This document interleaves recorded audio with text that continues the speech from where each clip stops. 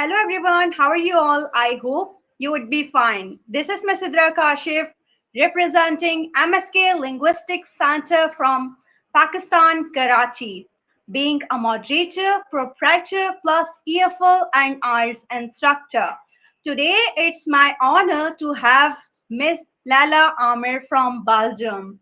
She is ITCILO and English language instructor and educator.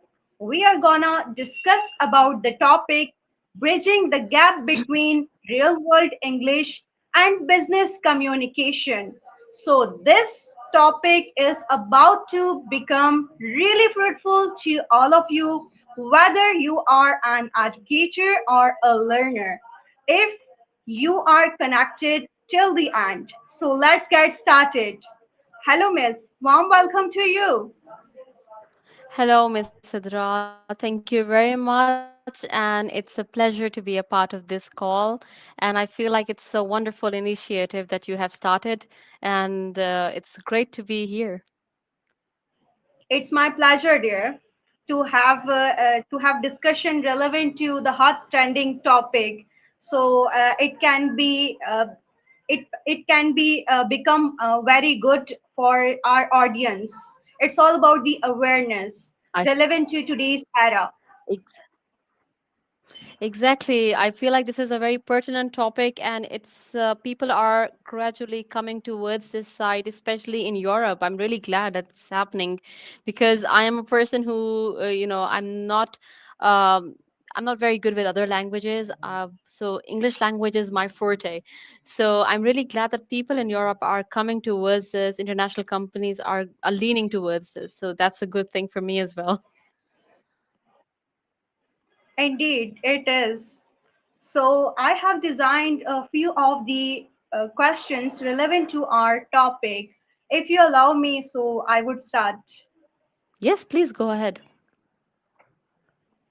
First of all, we have to start from the very common issue or the confusion relevant to real world English and business communication that people are worried about relevant to it, that whether to go for real world communication or business English communication, which one is good to adopt and what's the distinguish between them. Right, that's a very important question. And when we talk about real world communication, I feel like it's a very broad term, right? It's basically focuses on fluency and it focuses on accuracy. Whereas when it comes to business English, it is very purpose driven. It focuses on particular targets to be achieved within a short within a particular frame of time. So I feel like the difference between the two lies in the intent and the context. So if you want to achieve fluency and accuracy, so we can focus on real world communication, as you say. But when it comes to business English communication, it has to be very purpose driven.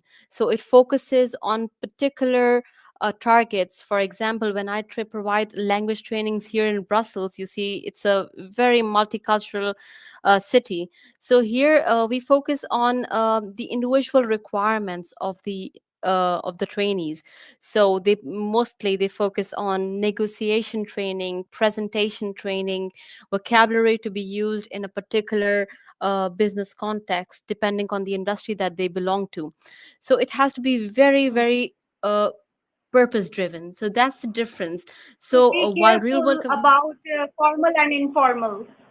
Exactly, exactly. So the one of the most significant things is the difference between formal and informal communication. So business English, even before I entered this field, I had no idea about the vast difference that exists between colloquial language and business English. So it's worlds apart.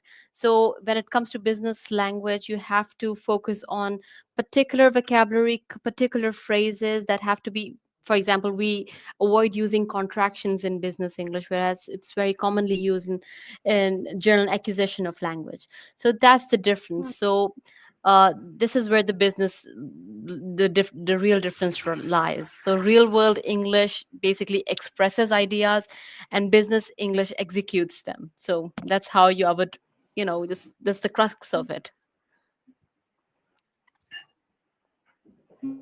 Real world is all about slang language to be communicated in informal ways rather than formal way. We don't care about it, and we use contraction forms in it. If we talk about business Exactly. English, so it's all about formal English to not use contraction forms.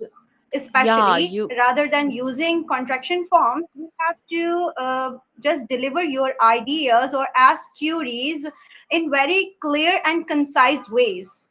exactly, exactly. So it has to be uh very it has to be quite summarized. It has to be consistent, and it has to be very it must be very target driven. Hmm. I agree with the point as you described relevant to choosing the words or vocabulary to be conscious about it that whether it's formal or informal. Exactly. And it's also very broad because as I teach individuals from so many different industries, so all of them have different requirements. Some of them only want to understand the accent of different countries. Some of them really just want to focus on negotiation as they deal with different clients. Some of them just want to learn presentation skills. So it's as I said, it's basically a very focused. It is not broad at all. It's very narrow. You have to narrow it down because the lack of time, when we talk about business professionals, they have a very limited time, so you cannot focus on everything. So that's how it is. I agree with that. So let's discuss about the very general topic relevant to employees. That what are some dynamic ways to adopt it to transform general employees to be highly professionals in a certain time duration. Oh, that's a wonderful question, and I think that's very central to my work as a trainer. I have developed so many techniques over time because in the beginning it's just trial and error. You keep trying different strategies. Some of them work, and some of them don't. So I think over the years I have really I wouldn't say mastered, but I have tried to mold my strategies over time, and it varies from the kind of projects that I get. So my projects basically combine three strategic pillars. So they first of all, I focus on needs analysis, which is one of the most essential parts when it comes to business language training. And secondly, it has to be Hmm. contextualization, because it must be focused on the kind of industry that the individual belongs to, the kind of requirements that they have in a particular environment. And finally, it is reflective practice to see the effectiveness of the training. It's really essential to have a reflective practice. So, what I do is first I conduct a needs analysis. It basically takes into account the understanding of learners' industry, their role, their communication objectives. For example, if an accountant in Brussels, um, he might be struggling with presenting financial results in English. So I tailor activities around reporting and client meetings. So I would focus on, first of all, I would take into account the time that he has, the kind of individuals that he will have to face, and the kind of things that he would be presenting. And I would, by taking that all in context, I would be providing him with aids such as the grammar, the kind of vocabulary, the kind of phrases, especially in the formal context that he can use. So needs analysis has all that always has to be the first step, and it is uh, it can be very broad. I mean, it really varies from person to person. The kind, you can assess every person differently. And then Hmm. secondly, it has to Hmm. be contextualized learning. So um, Hmm. it has to be related to the field that individual comes from. For example, I design Yeah. simulation exercises, case studies, role plays, particularly in order to mirror real life situations. So I feel like learners learn immediately, when they face situations that they might have faced in real world actually. So they immediately apply language to authentic contexts. So I think that this really accelerates professional growth, and I feel these are one of the I most think it's helpful all about, techniques. sorry to interrupt you. I think Sorry. it's all about, sorry to interrupt you. No problem. Okay, I want to see that I think you want to say that it's all about evaluation. Initially, you just evaluate them. After that, Exactly. you judge them professionally and also emotionally. That what Exactly. are the lacking areas? On that, you just work on it and you Exactly, give that's very right. professional trainings. Exactly, but it has to be very contextualized. Contextualization is very important because every training has to be tailored individually for each trainee. So, I mean, I personally train individuals from such diverse backgrounds, be it pharmaceutical industry, banking, chemical industry, and it could be anything, any industry that you think. So it has to be really contextualized. So I feel like it's a mutual learning process. I learn from them It is. about their industry as much as they learn from me. That's the thing. So true. We also learn while training because Exactly. they belong to diverse background, which really help us out to communicate with them, to just understand their criteria or the things which they face Exactly. or the tradition they belong to and the skills they have. Sometimes we learn from them. Exactly. I feel like I always call it a mutual learning process. That's great. So, what would you like to say about the feedback or reviews? How could business English be really effective to give someone a review or feedback for the Right. product or service?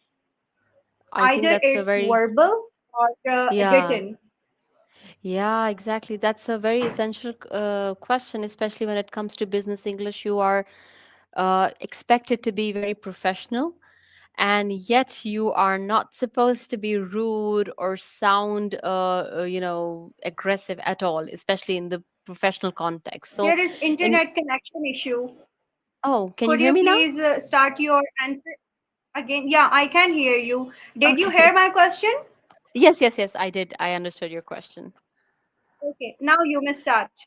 So I said it's a very essential question that you are asking, because it is very pertinent to what I do, because being very professional and not to sound rude or aggressive is very essential when it comes to the professional context.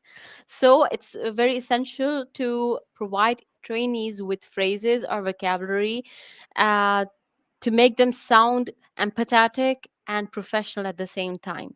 So, in my experience, the effectiveness of this kind of communication basically lies in tone management and linguistic diplomacy. So, we can disagree, we can teach them to disagree, but constructively. So, as I said, you have to be constructive, but you have to put your point ahead without being rude. So, to maintain professionalism while expressing a difference of opinion. Um, for instance, during my sessions, I teach strategies such as using softening of expressions. For example, you can say, I see your point, but I would like to suggest. Or you could say, I understand what you say, but what if? So you see, if you put your suggestion in the form of a question, it doesn't sound very aggressive. So here we use some softening strategies, you see, and we also teach them ways of framing disagreements as collaboration. For example, we could say, perhaps Hmm. we could look at it from a different angle, or maybe we could do that. What if we did that? So these are different phrases that we teach them to maintain the decorum, yet to provide, Definitely. uh, not to, just shy away from giving your opinion. It's very essential to put your idea ahead. but in an empathetic way. Yeah. And I also conduct different activities such as empathetic listening activities. I play different audios and videos to make them understand actually how to communicate in a professional context. And so, Hmm. especially I when it comes to disagree. exactly. So when it comes to, especially to the individuals who deal with clients or they handle client services, it's very important to teach them to conduct some simulation exercises, feedback simulation exercises, where they learn how to stay assertive yet polite. So business English becomes more than vocabulary and grammar. It becomes a complete framework of emotional intelligence. See, it doesn't allow you to be aggressive or emotional. So that's, I feel Hmm. like this really broadens the scope of language. It is. I couldn't agree more. And a number of problems can be sought out by using professional business English rather than informal or real world communication English. Exactly. So That's there are very number of disputes if we use rude words or we are not polite or kind towards others, and we show it by our words and actions too. That's very true. And especially if you come to, I mean, if you talk about Belgium, it's a melting pot. It is so culturally rich. We have individuals all around the world. So it has very essential to be culturally aware and to be aware of the values that individuals come from. So to avoid, making them uncomfortable or making them feel excluded. Hmm. It's all about cultural lingualism, its Yes, sensitivity, or to balance between it, to just go through the smooth process. exactly, exactly. That's the thing. So, what would you like to say, overall, about the topic business English communication and real world communication? What's your idea relevant to it? I feel like, as I said in the beginning, real world communication, it's a very broad field, and again, it has its different set of rules in which we work on language acquisitions. For example, when it comes for IELTS training, it has to be very broad, right? So, but when it comes to business language training, I personally enjoy it more because I feel like I learn more about the corporate sector, you know. So I feel like I would like to continue in this field because I was myself surprised and overwhelmed by the variety of circumstances and uh, the kind of issues that people in the business context face. And I feel like it has come somehow trained me as well to work in a professional environment. For example, I came across a trainee from the insurance industry, and I came to know about the kind of problems that she faces when she has to interact directly with the clients, the kind of cultural differences that she has experienced over the years when it comes to dealing with clients. And I personally had to train her in that context.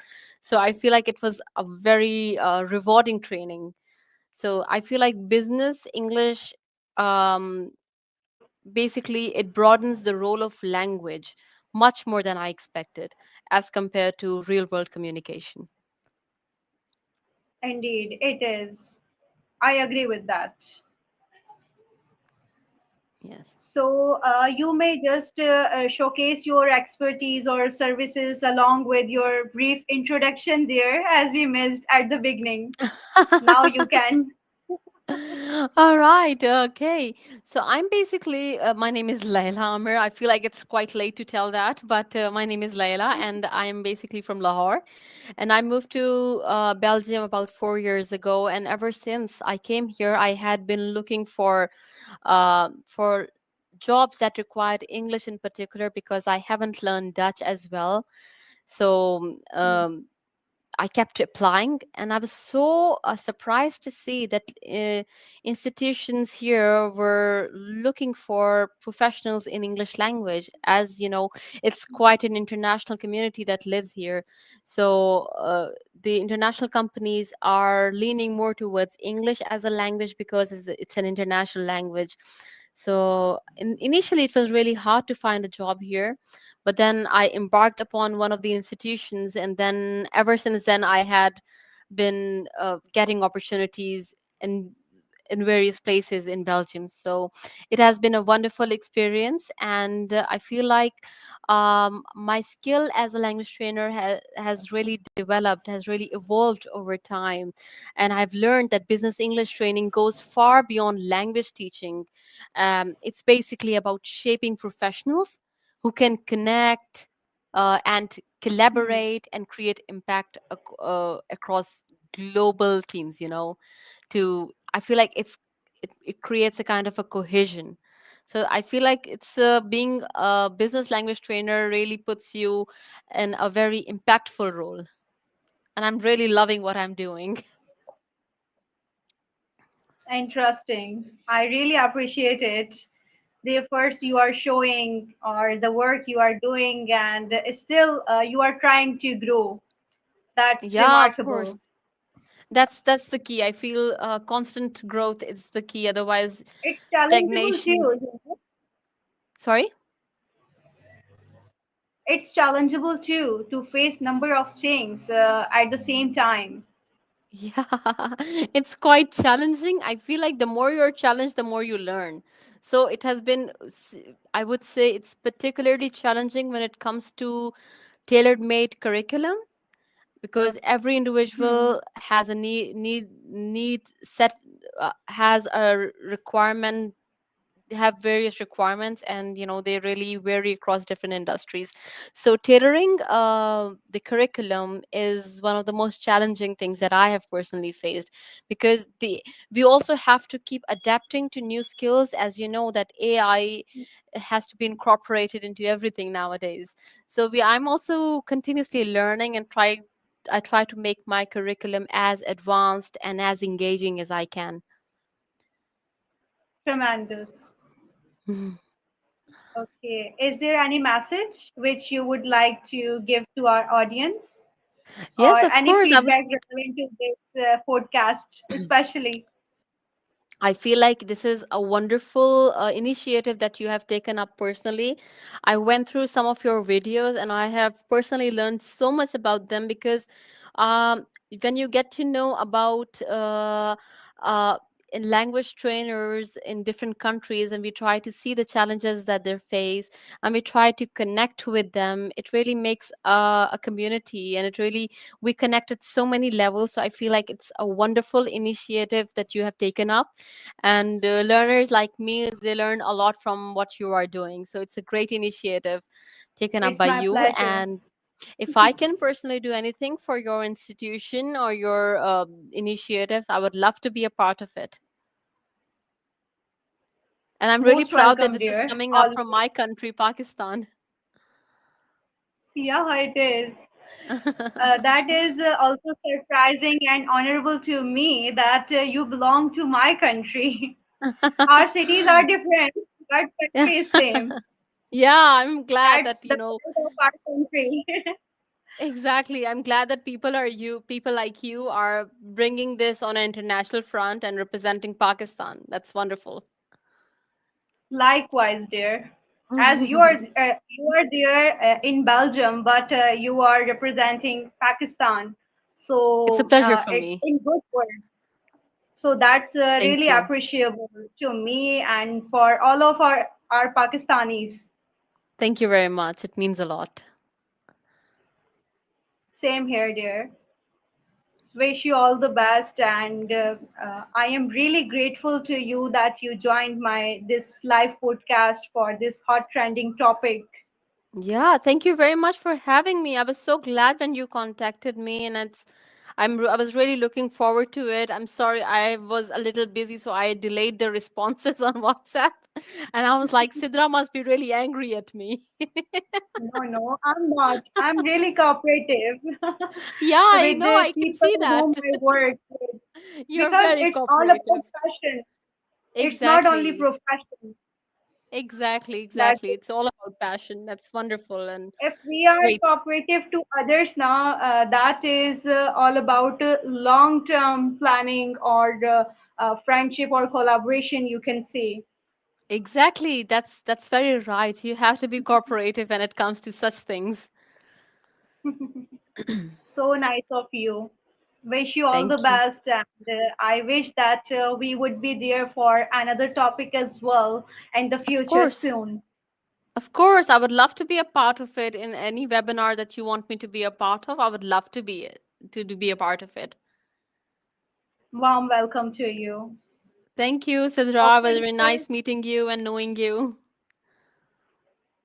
You are most welcome. It's my pleasure. Okay, audience, I hope this topic has been really fruitful or remarkable to all of you because it's all about today's era relevant to business English or real world communication. So, number of questions or queries would be clear to you. I wish you all the best.